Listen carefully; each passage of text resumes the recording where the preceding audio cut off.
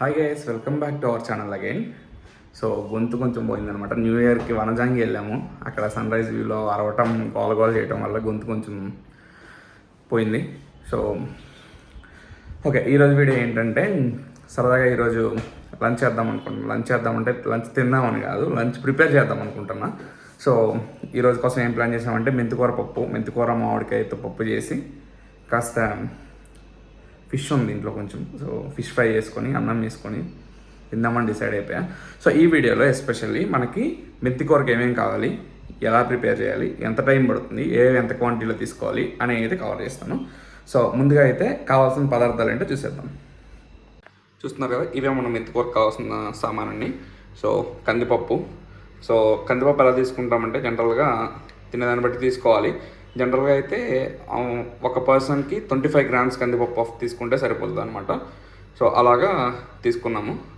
ఆ తర్వాత 2 టమాటో, 3 కట్టల మెంతికూర, చూస్తున్నారు తాలింపు గింజలు, ఇది మామిడికాయ లేని వాళ్ళు చింతపండు కూడా వేసుకోవచ్చు. సో నేనైతే పులుపు కోసం మామిడికాయ వేస్తున్నాను.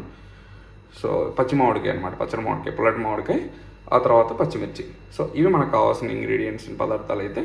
సో మళ్ళీ ఒకసారి చూడండి, కందిపప్పు ఒక మనిషికి 25 grams చొప్పున కందిపప్పు, టమోటా, 3 కట్టల మెంతికూర, తాలింపు గింజలు, మామిడికాయ లేదా చింతపండు, ఏది అవైలబిలిటీలో ఉంటే అది, ఇంకొకటి పచ్చిమిర్చి. సో ఈ ఐటమ్స్ ఉంటే చాలన్నమాట. సో ఎలా చేసుకోవాలి ఏంటనేది చూసేద్దాం. ఓకే, మొత్తం కట్ చేసుకున్నాం. పచ్చిమిర్చి, టమాటా పొడుగుగా కట్ చేసుకుందాం. మెంతికూర వచ్చేసరికి బాగా నీట్గా కడుక్కున్న తర్వాత కట్ చేసుకోండి, ఎందుకంటే ఇవి నేలకి చాలా దగ్గరగా పెరుగుతాయి కాబట్టి మట్టి ఎక్కువగా ఉంటాయి. సో ఇది కూడా కట్ చేసుకున్నాం. తర్వాత మామిడికాయ లేని వాళ్ళు చింతపండుని నానబెట్టుకుని ఆ రసమైనా వేసుకోవచ్చు, లేదా రైట్ చింతపండు అయినా వేసుకోవచ్చు. సో ఇవి ఇందాక కావాల్సిన పదార్థాల్లో ఉప్పు కారం చెప్పలేదు అనుకోకండి. ఉప్పు కారం ఏ కూరకైనా కామన్ కాబట్టి ఉప్పు కారం పసుపు ఎంత సరిపోతుందో మీరు ఎంత తింటారనే దాన్ని బట్టి వేసుకోవాలి, అది కూడా చూపిస్తాను. సో ఇవి అన్నీ అయితే రెడీ చేసుకొని పెట్టుకున్నాం. ఇప్పుడు ప్రాసెస్లోకి వెళ్ళిపోదాం. ప్రెషర్ కుక్కర్ తీసుకుందాం. ప్రెషర్ కుక్కర్లో ముందుగా కందిపప్పు వేసుకోండి. మనం ఎంతైతే కప్ తీసుకున్నామో దానికి 2 కప్పుల వాటర్ పోయాలన్నమాట. ఇప్పుడు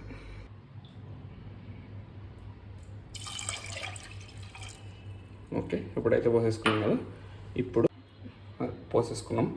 1 కప్పు కందిపప్పుకి 2 కప్పుల వాటర్ పోసుకున్నాం. ఇప్పుడు మనం కోసి పెట్టుకున్న మెంతికూర,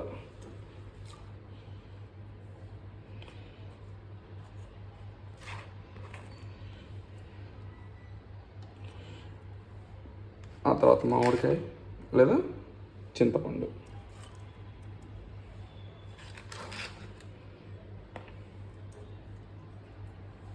అది కూడా అయిపోయాక టమోటా,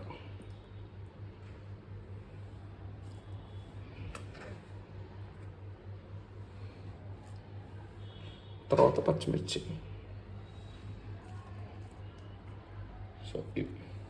సో మనం తీసుకున్న కూరగాయలు అవన్నీ అయితే వేసేసుకున్నాం. ఇప్పుడు కుక్కర్ మూత పెట్టి 4 to 5 విజిల్స్ రానిచ్చిన తర్వాత మెంతేసుకోవటమే. చూపిస్తాను అది ఎలాగనేది. అన్నీ వేసేసుకున్న తర్వాత ఇలా ఉంటుంది. ఇప్పుడు దీంట్లోకి మనం ఉప్పు కారం పసుపు అనేది యాడ్ చేసుకోవాలి. సో ఎలాగ పచ్చిమిర్చి వేసుకునే దాన్ని బట్టి లేదా మీరు తినే కారాన్ని బట్టి కారం వేసుకోండి.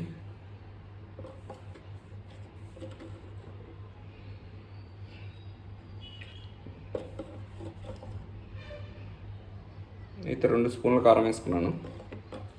ఇప్పుడు ఉప్పు కూడా మీరు ఎంత తింటారో దాన్ని తగ్గట్టుగానే వేసుకోండి, సరిపోతుంది.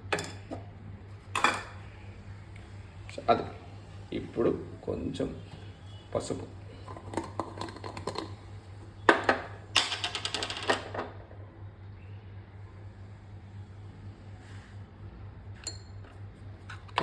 కూడా చేసుకున్నాం.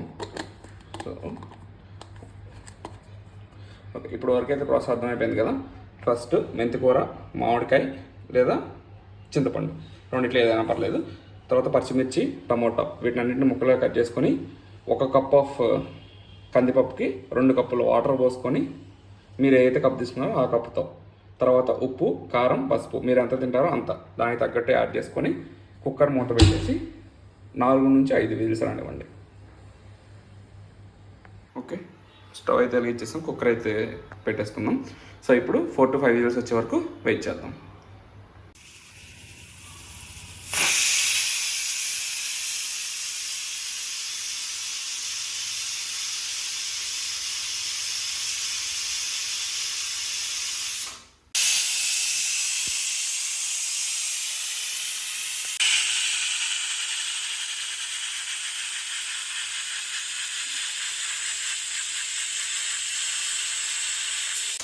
ఓకే, 4 విజిల్ అయితే వచ్చేసినాయి.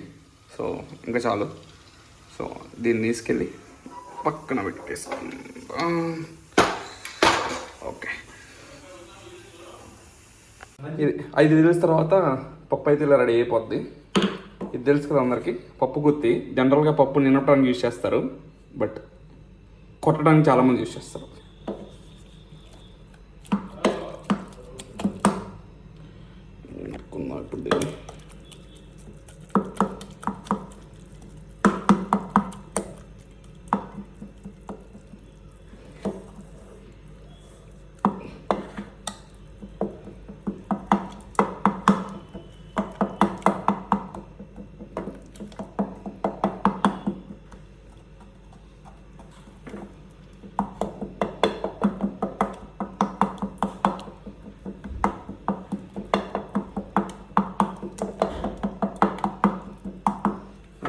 చూస్తుంది కదా, పప్పు అయితే నీట్గా ఎదిగిపోయింది. ఒక చేత్తోనే కాబట్టి కష్టం అవుతుంది కొంచెం.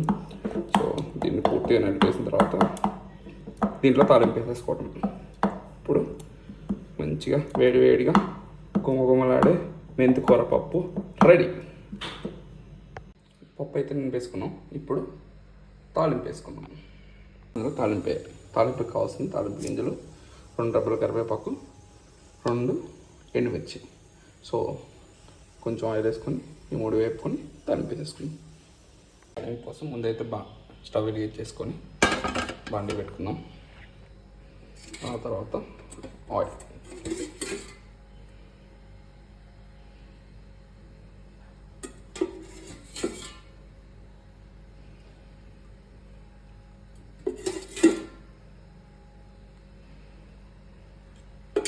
Okay oil పోసుకున్నాం. ఇప్పుడు ఆయిల్ మధ్య వరకు అంటే ఆయిల్ కాగే వరకు కొంచెం వెయిట్ చేయాలన్నమాట.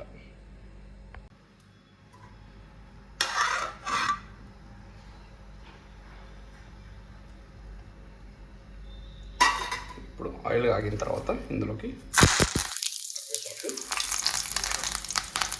ఎండుమిర్చి, మనం తీసుకున్న తాలింపు గింజలు,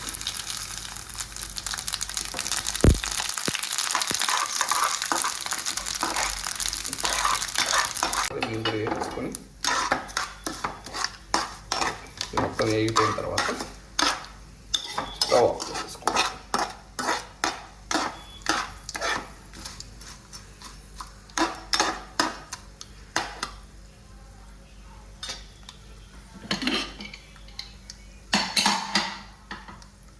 అది స్టవ్ ఆఫ్ చేసేసుకున్న తర్వాత ఈ తాలింపు తీసుకెళ్ళి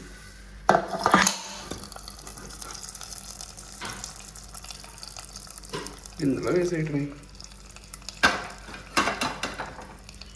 అప్పుడు వేసేసి బాగా కలిపేసుకుంటే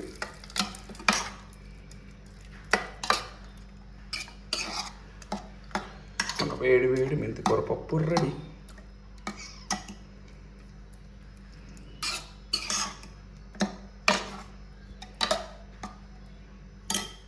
ఫస్ట్ పప్పు అయితే రెడీ అయిపోయింది. ఇప్పుడు ఏంటంటే పొట్టి పప్పు తినలేం కాబట్టి అందులో స్టఫింగ్కి కొర్రమీను చేపల ఫ్రై ఇది వేసుకెళ్ళి ఇందాక ఇందులో అయితే తాలింపు వేసుకున్నాము అదే బండిలో నూనె వేసుకోవాలి. సో ఇది ఏం లేదు, ఉప్పు కారం పసుపు వేసి బాగా కలిపేసుకొని మ్యారినేట్ చేసుకుని పెట్టుకోవడం అనమాట. సో ఇంకొంచెం బాగా ఉండాలి, మసాలా ఎక్కువ ఉండాలి అనుకుంటే గరం మసాలా కూడా వేసుకోవచ్చు. సో ఇది కంప్లీట్ చేపల ఫ్రై వీడియో. తర్వాత ఎలా మ్యారినేట్ చేసుకోవాలి, ఏమేమి వేసుకోవాలి అనేది కంప్లీట్ వీడియో వస్తుంది. ఇప్పుడైతే జస్ట్ ఎలా ఫ్రై చేసుకోవాలి ఏంటనేది చూద్దాం. సో ముందుగానే మ్యారినేట్ చేసుకొని పెట్టుకున్న ఫిష్, ఉప్పు కారం పసుపు, కావాల్సింటే కొంచెం గరం మసాలా వేసుకొని నీట్గా మ్యారినేట్ చేసుకొని పెట్టుకోవాలి. తర్వాత పొయ్యి మీద బాండి తీసుకొని కొంచెం ఆయిల్ వేసుకొని ఆయిల్ అంతా మరిగిన తర్వాత సో ఒక్కొక్క ముక్క తీసుకెళ్ళి ఇందులో వేసేయడమే.